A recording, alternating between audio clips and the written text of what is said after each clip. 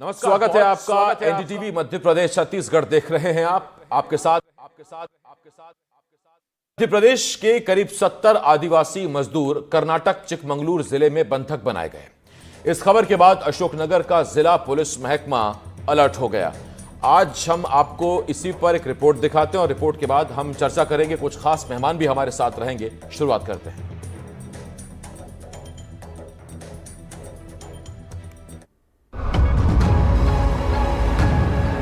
पैसे लेके आओ, अफसर अली को लेके भाग गया। 70 लोग आदमी अभी वहाँ पे काम कर रही है। वो जब आ पाएगा जब ये राम सिंह से पैसे लेके जाएगा। अफसर अली लेकर गया, ये तो जाना नहीं चाहिए।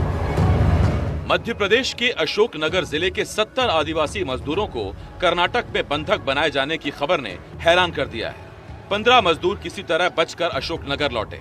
अशोकनगर पहुंचते ही मजदूर सीधे एसपी ऑफिस पहुंचे और प्रशासन से मदद की गुहार लगाई। मजदूरों के मुताबिक वो कर्नाटक के चिकमंगलूर जिले के जयपुरा तहसील स्थित हैडा मेडल कंपनी में चाय की पत्तियां तोड़ने का काम कर रहे थे। अन्नापराई कॉफी एस्टेट में चिकमंगलूर जिले में कार्य कर रहे हैं और उनका मजदूरों को लेके कुछ डिस्प्यूट है। जो ठेकेदार है उसको लेके, और जो ठेकेदार अफसर अली उनको लेके गया था वो उनको छोड़ के वापस आ गया और कुछ एडवांस पैसे भी ले आया है। इस कारण से कोई डिस्प्यूट चल रहा है। तो जैसे ये शिकायत मुझे प्राप्त हुई थी, तत्काल मैंने थाना प्रभारी कोतवाली को निर्देश दिए थे कि इस संबंध में अधिकारियों से समन्वय स्थापित करके संबंधित थाना प्रभारी से बात करके इनको वापस बुलवाएं। तो इन्होंने थाना प्रभारी जयपुरा से बात की। जयपुरा से बात करने के बाद जो 15 लोग थे वो वापस आ गए हैं, और जब ये वापस आए हैं तो इनके द्वारा ये बताया गया है कि वहाँ पे 60-70 लोग और हैं, लेकिन ये ना तो किसी के नाम जानते हैं ना पूरा नाम बता पा रहे हैं। तो थाना प्रभारी कोतवाली को मैंने ये बताया कि बाकी लोगों के नाम ज्ञात कर लें और उसके बाद उनसे भी समन्वय करके संबंधित थाना प्रभारी को, अगर उनको कोई परेशानी है तो उनको वहां से वापस बुलाएं। दरअसल ठेकेदार अफसर अली आदिवासियों को लेकर कर्नाटक गया था। अफसर अली वहां से कंपनी से पैसे लेकर भाग गया। इसके बाद कंपनी ने सभी मजदूरों को बंधक बना लिया। फिर बंधक मजदूरों के परिजनों ने जब शिकायत की, उसके बाद 15 मजदूरों को पैसा लेने भेजा गया। अब पुलिस प्रशासन का अमला अलर्ट हो गया है। पीड़ितों के परिजनों ने इस मामले को लेकर एक ज्ञापन भी सौंपा है। हमारे आधार कार्ड और उस पे जमा है। हमने भेजा मोहरे लिए कि जिन्हें छोड़ आओ और हमारे पैसे लेके आओ। अफसर अली जो लेके भाग गया। हम उनको नहीं जानते, हम आपको जानते हैं पैसे के मामले। तो मुझे गारंटी तौर पर जब उन्होंने छोड़ो तो बिल दिए, अकाउंट नंबर दिया है, तो पैसे लेके आओ जब हमें नहीं छोड़ा है। अभी कितने लोग फंसे हुए हैं वहाँ पे? 70 लोग हैं सर। और हमको भी पैसे नहीं देते, लेके आ गया था अफसर। 500 रुपये ठेकेदार देता था, सो हम उसका खाना पीना लिया था, ले आते थे। वे आदमी भैया ले गए थे, अफसर और नारायण। तो तुमको घर नहीं आने दे रहे थे? बोलो नहीं आने दे रहे थे, पैसा पटा दो और चले जाओ। अशोकनगर जिले में इस घटना के सामने आने के बाद हड़कंप मच गया है। कोलुआ, क्यापुर और सुमेर गांव के पीड़ित परिवारों ने प्रशासन को ज्ञापन सौंपकर सभी मजदूरों की जल्द से जल्द सुरक्षित वापसी की मांग की है। पुलिस प्रशासन मामले की जांच में जुट गया है और जल्द ही बचे हुए मजदूरों की रिहाई के लिए कोशिशें की जा रही हैं। अशोकनगर से एनडीटीवी के लिए स्वदेश शर्मा की रिपोर्ट।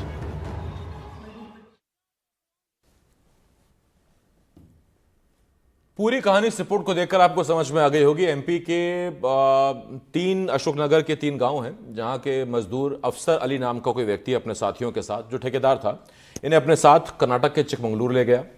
वहां पर उनसे मजदूरी कराई जा रही थी। चाय पत्ती तोड़ने, कॉफी बीन्स निकालने का काम कराया जा रहा था और अफसर अली पर आरोप है कि वहां से कंपनी के 1 लाख रुपए लेकर वो फरार हो गया।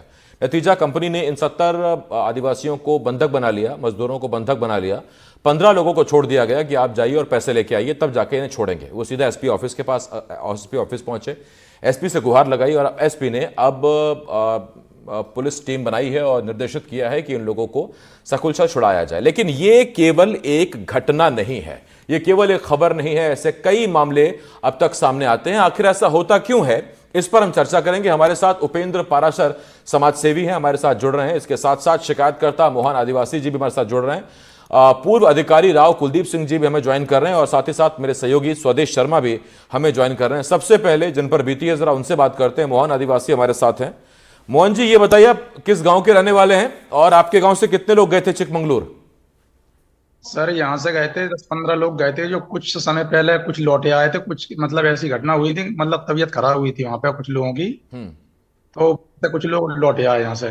और कुछ लोग ये रुक गए थे वहां पे, जो अफसार ले गया था वहां पे। हाँ, तो आप इन भी लोगों वहीं को, चिकमंगलूर में थे क्या आप भी? नहीं मैं तो सर यहीं गांव गांव में रहता हूँ, मेरी माँ ही गई थी वहां पे। अच्छा, तो आपका कोई हाँ मेरी अपना माँ कोई भी, परिवार कोई दोस्त गया था वहां पर? हाँ मेरे भाई गया था, देवंद गया था, हाँ। और मेरी माँ ही नरवाई हैं वो गई थी ये। अच्छा, तो ये आपको कैसे पता लगा कि वहां पर लोग फंसे हुए हैं और वो क्या डिमांड कर रहे हैं, क्या क्या कह रहे हैं, कब छोड़ेंगे? उन लोगों ने फोन लगाया घर पर कि ये लोग हमें परेशान कर रहे हैं, और यहाँ से पैसे लेके अफसार यहाँ से भाग गया है, और उसकी पत्नी भी भाग गई है। तो मैंने अपने जो पारा सर जी हैं, ओपन पारा सर जी, उनसे कहा, बोल इन महिलाओं को लेके गांव के एसपी साहब के पास गए हम। जी। हाँ तो एसपी साहब ने उन लोगों को, हम सबकी शिकायत सुनी। मैं इस पे आता फिर हूँ आपके पास मोहन जी। जो समाज सेवी इन तमाम लोगों को एसपी ऑफिस लेके गए, उपेंद्र पाराशर जी हमारे साथ हैं। उपेंद्र जी, जी आपको कैसे पता लगा कि मजदूर वहां बंधक बना लिए गए हैं और अभी फिलहाल क्या स्थिति है, क्या अपडेट है? नमस्कार, मैं एक्चुअल टकनेरी गांव में आता जाता रहता हूं आदिवासियों के पास। जी। तो वहां मुझे मालूम चला कि इंदर भाई, उसकी 2 बेटियां और लगभग 15 लोग टकनेरी गांव के चिकमंगलूर गए हुए हैं। और यहाँ पर अफसर नाम का कोई व्यक्ति है जो टकनेरी में ही रहने लगा है अवैध रूप से, वो इनको साथ लेकर गया हुआ है। अफसर आ गया, उसकी पत्नी आ गई, और लोग भी वहां से भागकर आ गए। जब मैंने वहां जानकारी ली गांव में, तो मुझे ऐसा मालूम चला कि 2 लाख रुपए के लगभग लेकर अफसर वहां से आ गया है और इन लोगों को वहां छोड़ दिया है। वहां के ठेकेदार इनको छोड़ नहीं रहे थे, मात्र 500 रुपए देते थे हफ्ते में, ताकि राशन ये लोग ला सके। ना तो इनको तनख्वाह दी जा रही थी, ना ही इनको और सुविधाएं दे जा रही थी। तो मैंने इसके लिए माननीय सिंधिया जी को कॉल किया, तो महाराज ने उसके लिए एसपी साहब से बात करी। एसपी साहब ने हमारे यहाँ के टीआई साहब से बात करी। तो पूरी टीम ने एक बहुत ही अच्छा काम यहाँ पर किया, और चिकमंगलूर पुलिस से बात करी। वहाँ की पुलिस ने भी अच्छा कोऑर्डिनेटर किया। कोऑर्डिनेटर करने के बाद इन लोगों से बात करी। बात करने के बाद वहाँ चिकमंगलूर की पुलिस वहाँ गई। इनकी हालत ये थी कि बड़े परकोटे में इन लोगों को रखा गया था, आने की कोई संभावना इनकी नहीं थी। और ये ऐसा मुझे मालूम चला है कि काफी बड़े बड़े बागान हैं, और वहाँ लोग, बहुत से लोग काम करते हैं। इनको 7 बजे से लेकर शाम के 7 बजे तक काम कराया जाता था। इस तरीके से ये लोग बहुत प्रताड़ित थे। हमारी अशोकनगर की पुलिस, एसपी साहब माननीय सिंधिया जी ने तत्परता दिखाई। इसके बाद ये लोग यहाँ पर अशोकनगर पहुँच पाए हैं। आज इनको मिलने, मैं वहाँ लेने गया स्टेशन पर। इसके बाद सारे लोग खुश थे, इनके परिजन भी बहुत खुश थे। अभी मालूम चला है कि लगभग 70 लोग और वहाँ पर हैं जो हमारे जिले के हैं। आसपास कोलिया गांव है, क्यापुर है, सोनेरा है। इस तरीके से बहुत सारे गांव के लोग, 70 लोग और वहां पर फंसे थे। उनके लिए भी एसपी साहब से चर्चा हुई है, तो वो कुछ निकाल उसके लिए करने वाले हैं। ठीक, मैं उपेंद्र जी लौट रहा हूं आपके पास। हमारे साथ राव कुलदीप सिंह जी भी हैं। कुलदीप सर, आपसे एक सवाल मैं पूछता हूं कि ये बताइए सर, कितना ये मुश्किल रहता है कि जब आपको पता लगता है कि मध्य प्रदेश का कोई वासी कहीं और मजदूरी करने गया, वहां जाकर उसे बंधक बना लिया गया, बंधक मजदूर बना दिया गया, क्योंकि ये तो संविधान के तौर पर भी कानूनन ठीक नहीं है, आप बंधक किसी को नहीं बना सकते। तो कितना मुश्किल रहता है वहां से जाना, उनको ढूंढना, उनको पकड़कर वहां से लाना, छुड़ा कर लाना, और उनको पकड़ना जो इन्होंने उनको बंधक बनाया है। आसिफ जी, सबसे पहले तो जो इस स्थिति में ख्याल आता है वो तो उनकी निस्सहायता, निरुपाय स्थिति में जब वो वहां पर इस तरीके से फंस जाते हैं, कोई उनकी मजबूरी का फायदा उठाते हैं, तो सबसे पहले तो दिल दुखता है। उसके बाद प्रशासन का अपना हरकत में तत्काल आना और मानवीय चेहरा ये दिखाई देता है। सामान्यतः सरकार की और सरकारी लोगों की इमेज ये रहती है कि हृदयहीन होते हम लोग, पर ऐसा नहीं है। हम लोग भी मनुष्य वैसे ही हैं जैसे बाकी लोग हैं। तो उसी तरीके से अशोकनगर जिला प्रशासन ने कार्रवाई करके, एसपी साहब ने जो कार्रवाई की वो वाकई सराहनीय है।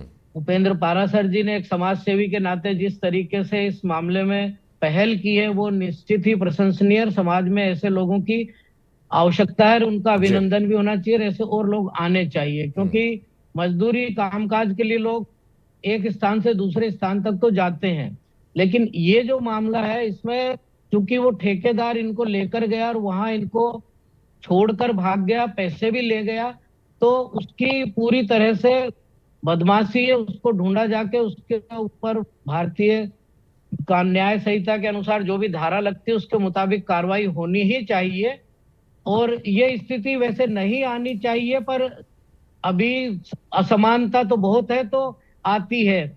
लोग दूसरे देशों तक में भी जाते हैं, दूसरे प्रदेशों तक में भी जाते हैं। हमारे यहाँ बांग्लादेशी घुसपैठिए मजदूरी करने आ जाते हैं। हमारे लोग अमेरिका से डिपोर्ट किए जा रहे हैं, वहां पहुंच जाते हैं लोग काम करने के लिए, काम धंधे के लिए। दुनिया में आवागमन तो चलता रहता है, लेकिन इस तरह की स्थितियां होना एक दूसरी बात की तरफ भी संकेत कर रहा है कि कुछ लोगों को शासन प्रशासन कानून का कोई डर नहीं है, वो कुछ भी करने से हिचकते नहीं है।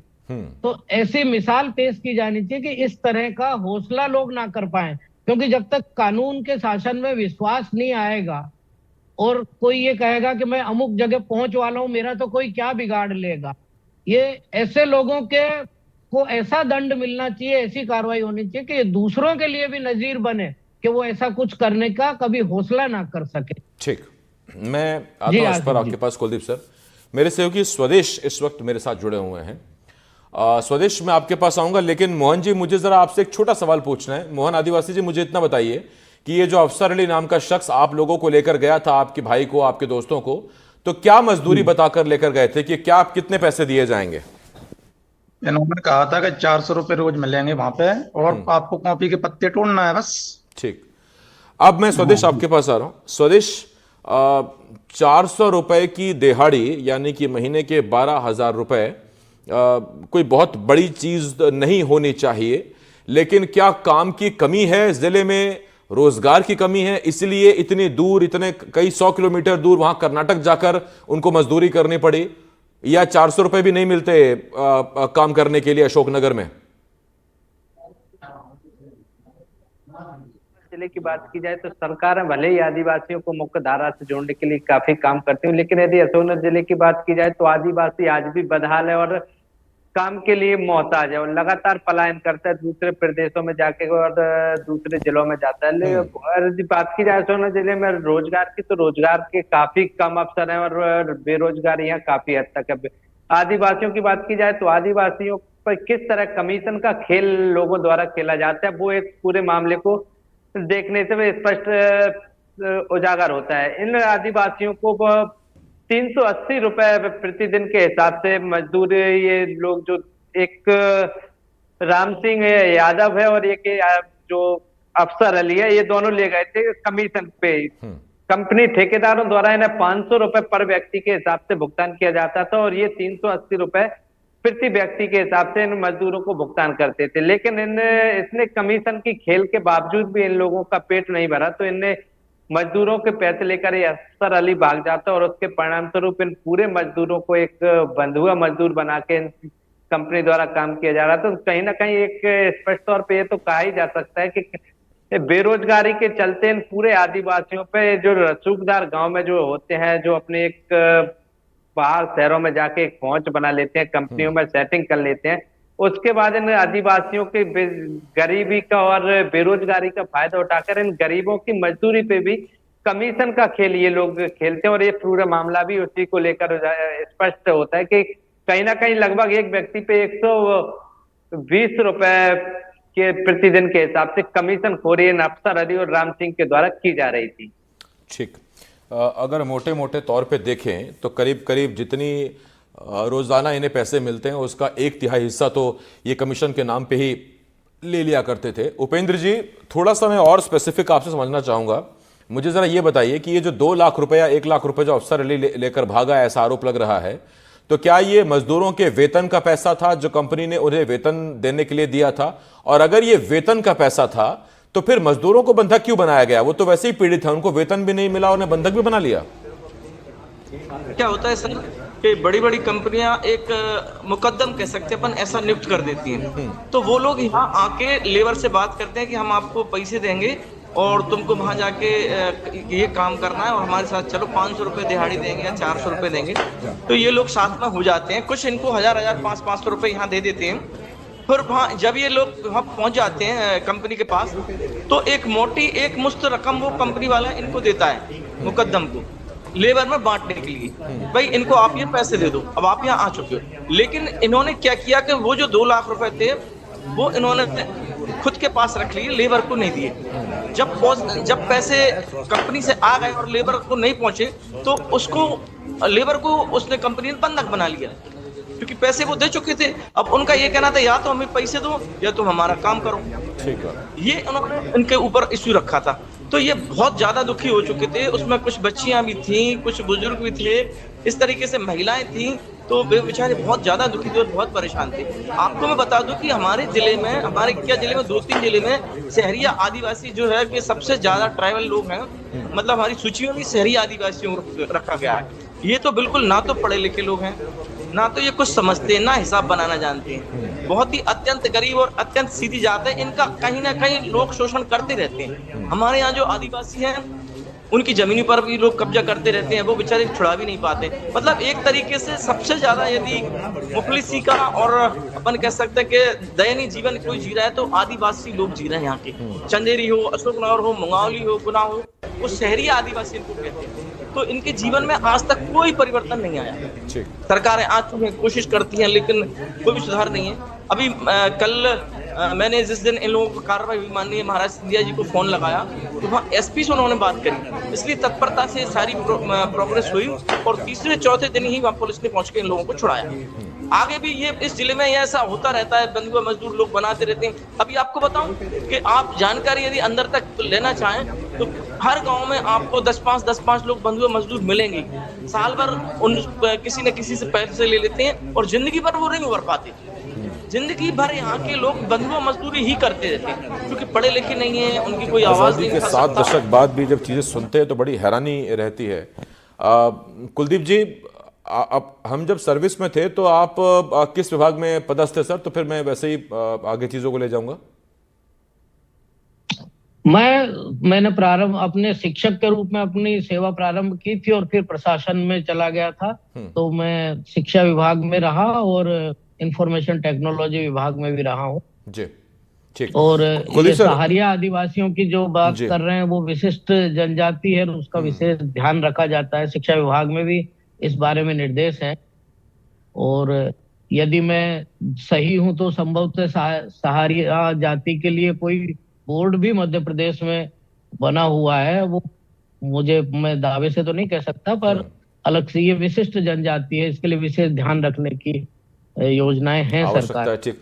कुलदीप सर, आपको लगता है कि इन हालातों के लिए केवल 2 चीजें जिम्मेदार हैं, एक बेरोजगारी और दूसरा अशिक्षा? अगर ये दोनों चीजें होती, शिक्षा भी होती और रोजगार भी होता, तो क्या आवश्यकता है मध्य प्रदेश जैसे राज्य को छोड़कर, अशोकनगर जैसे जिले को छोड़कर इतनी दूर 100 किलोमीटर, कई 100 किलोमीटर चिकमंगलूर में नौकरी करना, जहां ना कोई अपना, ना जानकार, ना गारंटर, ना आपके पास ऑफर लेटर है, ना आपके पास कोई कागज पत्तर है, बस वहां जाइए और बंधक बन जाइए? बिल्कुल, आप एकदम से सही कह रहे हैं। रोजगार स्थान पर नहीं मिलना पलायन का सबसे मुख्य कारण होता है। और रोजगार क्यों नहीं मिलता, इसके भी कुछ कारण है कि रोजगार स्किल्स डेवलप करने का काम है, अब सीमित है। आदिवासी जो मजदूरी कर सकता है वो क्या करेगा? तो उनके लिए कुछ ना कुछ ऐसा, जो पहले कुटीर उद्योग हमारे यहाँ अंग्रेजों के आने से पहले जो सबसे बड़ी हमारी ताकत थी वो हमारे कुटीर उद्योग। और शिक्षा की जहां तक आपने बात की है, देखिए हमारी अभी, मैं इस मामले में थोड़ा सा भिन्न तरह के विचार रखता हूँ। शिक्षा हमारी दुर्भाग्यवश नौकरियां करने के लिए तैयार कर रही है लोगों, जबकि हम मूलतः एंटरप्रेन्योर्स रहे हैं। भारत के लोग, जब भारत सोने की चिड़िया कहलाता था और हम 25% जीडीपी का हमारा हिस्सा था दुनिया की पूरी टोटल जीडीपी में, तब हम लोग सब काम करने वाले लोग होते थे। शिक्षा भी उसी तरह की होती थी। अंग्रेज जब यहाँ आए तो उन्होंने अपने लिए नौकर तैयार किए, कारकुन, और वो शिक्षा आज तक चली आ रही। तो सब क्या नौकरियों के लिए कर रहे हैं, जबकि हम अपने कुटीर उद्योग, घरेलू धंधे और अपने जो पैतृक परंपरा से जो कार्य धंधे रहते हैं वो सारे खत्म हो गया, उसका पूरा इकोसिस्टम ही नष्ट हो गया। तो खैर रहेगा ही सर। आपने कहा भारत सोने की चिड़िया थी, बड़ी पुरानी बात हो गई, लेकिन अब तो कम से कम ये है कि बेरोजगारी के मामले में हमारे तोते उड़े पड़े हैं। सोने की चिड़िया तो खैर क्या बोलेंगे। स्वदेश हमारे साथ जुड़े हुए हैं मेरे संवाददाता स्वदेश, इतने बड़े बड़े दावे हैं कि ये बोर्ड बनेगा, वो बोर्ड बनेगा, मजदूरों की एंट्री होगी, उनका देखा जाएगा कि वो कहाँ जा रहे हैं, कितनी तादाद में जा रहे हैं, क्या रोजगार उन्हें मिल रहा है, क्या तनख्वाह मिल रही है, उनके लिए यहाँ स्थापना, पुनर्स्थापना और रिहैबिलिटेशन की चीज़ें होंगी। कहाँ हैं सब ये चीज़ें? इतने भारी भरकम दावे जो आदमी अपनी पीठ पे ना उठा सकें, ये हैं कहाँ दावे सारे? जी, यदि शासन के दावों की बात की जाए तो शहरी आदिवासियों के लिए जो अशोकनगर में दावे हैं वो वाकई में खोखले साबित और हकीकत में जो भी शासन की योजना है वो सिर्फ कागजों में घोड़े दौड़ते नजर आ रहे हैं और जमीनी हकीकत बिल्कुल खाली नजर आ रही है। यदि जितने भी शासन के दावे हैं उनके यदि 20 या 30% भी यदि धरातल पे होता तो आज ये बदहाल स्थिति और शर्मसार करने वाली अशोकनगर जिले के साथ साथ मध्य प्रदेश को शर्मसार करने वाली ये तस्वीरें हैं कि ऐसे गरीबी से बेरोजगारी से परेशान होकर लोग सैकड़ों किलोमीटर दूर जाते हैं और वहां चंद 200, 300, 400 रुपए के लिए दूसरे प्रदेशों में जाते हैं और वहां जाके ऐसे बंधुआ मजदूर बन जाते हैं। और ये बंधुआ मजदूर भी ऐसे, इनमें नाबालिग बच्चे और बच्चियां भी हैं, ऐसे बच्चे जिनको अच्छा व्यक्ति अपने घरों से बाहर निकालने की नहीं सोचता, वो दूसरे प्रदेशों में जाके किसी के यहाँ बंधुआ मजदूरी करना पड़ रही है और खाने के भी उनको लाले पड़ रहे हैं। तो कहीं ना कहीं ये पूरे मध्य प्रदेश के साथ साथ अशोकनगर जिले को भी शर्मसार करने के लिए काफी है। तो और शासन के जो भी दावे हैं वो सिर्फ खोखले साबित है और शासन की वास्तविक हकीकत क्या है और जमीनी हकीकत पे आदिवासी किस तरह बदहाल जिंदगी जी रहे हैं वो इन पूरे मामले को स्पष्ट होता है। उपेंद्र जी, चूंकि आप तो समाज सेवा करते हैं तो ऐसे कई मामले आपके सामने आते रहते होंगे। मैं आपसे ये पूछना चाहता हूं कि जब इस तरह से जब ये मजदूर या फिर ये जो हमारे आदिवासी हैं ये जब पलायन करते हैं, मूव ऑन करते हैं, तो क्या कोई डेटा बनता है? किसी के पास कोई जानकारी रहती है कि इस गांव से इतने लोग जा रहे हैं? सरपंच, कोई पंचायत सचिव कोई जानकारी इकट्ठा करते हैं, शासन प्रशासन को भेजते हैं, या सब बस चल रहा है? आपको ऑफर मिला, आपको अच्छा लगा, आप चले जाइए, उसके बाद आपका क्या हुआ, आप कहाँ हैं, कहाँ फंसे हैं, कोई जानकारी नहीं। अगर वो 15 लोग लौट के नहीं आते तो कैसे पता लगता कि 70 लोग वहां फंसे हैं कि वहां मजे से वहां नौकरी कर रहे हैं? बिल्कुल बिल्कुल सर, मेरा ऐसा मानना है कि यहाँ किसी के पास कोई डाटा नहीं रहता, ना सरपंच को कोई लेना देना, ना सेक्रेटरी को कोई लेना देना। अब जैसे चैत कटेगा तो हमारे यहाँ के लोग काफी दूर दूर काम करने जाते हैं, धान काटने जाते हैं, फिर गेहूं काटने जाते हैं, किसी के पास कोई डाटा नहीं रहता, वे अपनी मर्जी से जाते हैं, अपनी मर्जी से आ जाते हैं। बस यही चलता रहता है उनका जीवन। जो क्षेत्र में कुछ धान इकट्ठा कर लेते हैं, गेहूं इकट्ठा कर लेते हैं और सरकार की विभिन्न योजनाएं चल रही हैं उनका लाभ लेकर चलते रहते हैं। पढ़ाई का कोई स्तर नहीं है, कोई भी उनमें जागरूकता नहीं है, ना कोई हिसाब करने की स्थिति है, ना फोन लगाने की। मतलब धरातल पे मैं कह सकता हूं कि सबसे ज्यादा यदि पिछड़ी जाती है तो शहरी आदिवासी हैं और उनके उन्मूलन में सरकार जो कर सकती है वो कर रही है। बाकी क्या कहा जा सकता है, हम जैसे लोग जाते हैं, मदद कर देते हैं जितनी हो सकती है, बाकी सब भगवान के ऊपर है। नहीं यार, अच्छा काम करो उपेंद्र जी, आप कम से कम आप उनकी बातों को एक मंच दे देते हैं पहुंचाने के लिए, और यही काम हम एनडीटीवी भी कोशिश कर रहा है। आज तमाम मुद्दों में से एक मुद्दा हमने ये चुना कि आज हम इस मुद्दे पर बात करेंगे, क्योंकि एक तो आदिवासियों से जुड़ा मुद्दा था, सहरिया जाति से जुड़ा मुद्दा था, 70 लोग एमपी के फंसे हुए हैं, इसीलिए हमने आज प्राइम टाइम में अपने इस मुद्दे को उठाया है। मोहन जी, जितने भी लोग वहां पर गए आपके गांव से, वो पहले क्या करते थे गांव में? और मुझे ये भी बताइए कि आपके गांव में स्कूल है? स्कूल है सर। कहां तक है, कितनी क्लास तक है? ये 8वीं क्लास तक है जहाँ पे। अच्छा, उसके ऊपर पढ़ना हो तो कितना दूर जाना पड़ेगा? अपने जो टकनेरी में स्कूल है वो 5वीं तक है, फिर इसके बाद में मार्केट में जाना पड़ता है अशोकनगर, जहाँ से लगभग 3 किलोमीटर दूर। तो 3 किलोमीटर दूर जाएंगे तो वहां 12वीं तक की पढ़ाई हो जाएगी? हाँ। गांव से बच्चे जाते हैं वहां?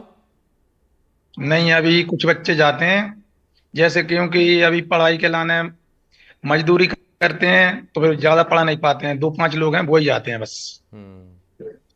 अच्छा, मुझे ये एक बात बताइए सर, ये जितने लोग आपके यहाँ से गए थे तो वो क्या करते थे पहले? पहले सर कुछ घास बेचने जाती थी महिलाएं, और कुछ लोग ऐसे ही खुली मजदूरी करते थे, जो कि कहीं काम पे चले गए, मट्टी भरने चले गए या मुरम डालने चले गए, ऐसी मजदूरी करते थे। तो खेती किसानी नहीं होती क्या अपने गांव में?